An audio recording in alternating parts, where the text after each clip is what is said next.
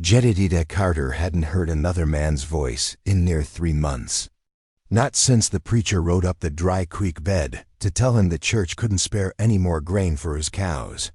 The old boards of his cabin groaned in the wind like a ghost still trying to speak sense to him.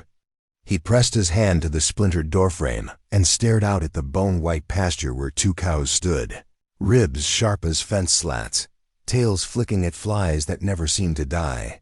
The sun punished the plains that day. Jed lifted his battered hat and wiped the salt off his brow. He could taste dust in every breath. Somewhere out in that heat, the well had given up weeks ago. Water now came from a shallow pit near the fence line, brackish and mean. He'd been hauling it in buckets too light to do much good for man or beast. He remembered his wife then. Ruth had carried water like it was holy, poured it slow into tin cups for him and the boy. The boy who'd gone east chasing a factory wage, leaving Jed with 2 letters and no return address. He almost spat just thinking about it, but swallowed the bitterness instead. There was nothing left in him worth wasting. The shovel scraped rock as he patched a gap under the fence. Cattle rustlers prowled these lands, desperate men, same as him. He leaned on the handle when a dark smear in the dirt caught his eye. Almost missed it, half hidden where the fence post sagged. He knelt, squinted. Blood, not fresh but not old enough to ignore. It trailed through the dry weeds toward the boundary. He followed slow, careful not to spook himself. Over the ridge of dry grass, something shifted. A shape, part man, part shadow. Yet's boots sank in the dust as he stepped closer. The shape resolved into a man sprawled on his back, clothes torn, skin burnt and cracked under the sun. Feathers tangled in black hair. Bare chest streaked with blood and dust. A young native, no more than 25 maybe. Yet's breath hitched in his throat. He looked left, right, nothing but land and the sky pressing down. Folks in town would sooner hang him than let him drag a half-dead Indian to his barn. He felt the preacher's eyes on him, felt the weight of old war stories whispered in church pews and trading posts. But the boy's chest fluttered, shallow and quick. Jed saw cracked lips, the line of his throat working like he'd tried to drink the sun itself. He stood there a long minute.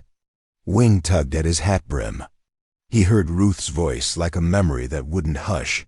Don't leave a creature to suffer. Jed, his hands moved before his feet did. He dropped the shovel and touched the man's shoulder. Felt heat like a fire left burning too long. Easy now, Jed rasped, though he knew the boy couldn't hear him.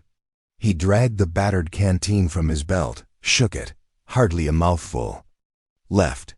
He poured slow, tipping water into the man's cracked mouth. Some dribbled down his chin, darkening the dust. The boy coughed, eyes fluttered but stayed shut.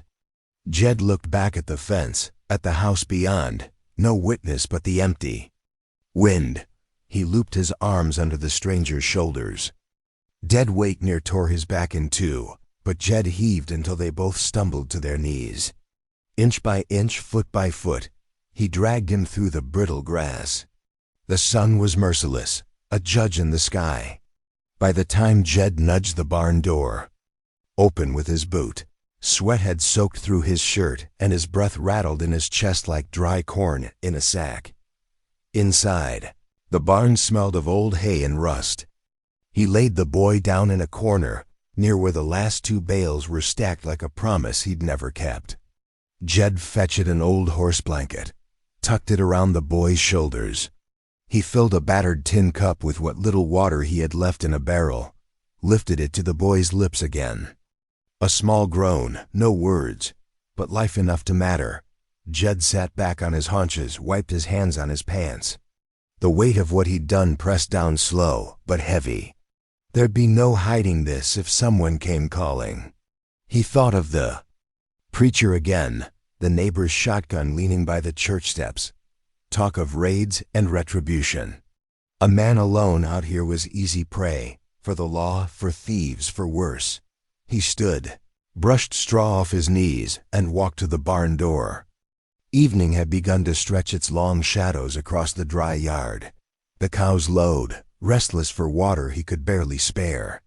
Jed looked past the fence line, eyes scanning the far rise where the sun dipped its belly against the hills. For a heartbeat, he thought he saw shapes moving there, riders maybe, black against the last gold light. He blinked, rubbed grit from his lashes.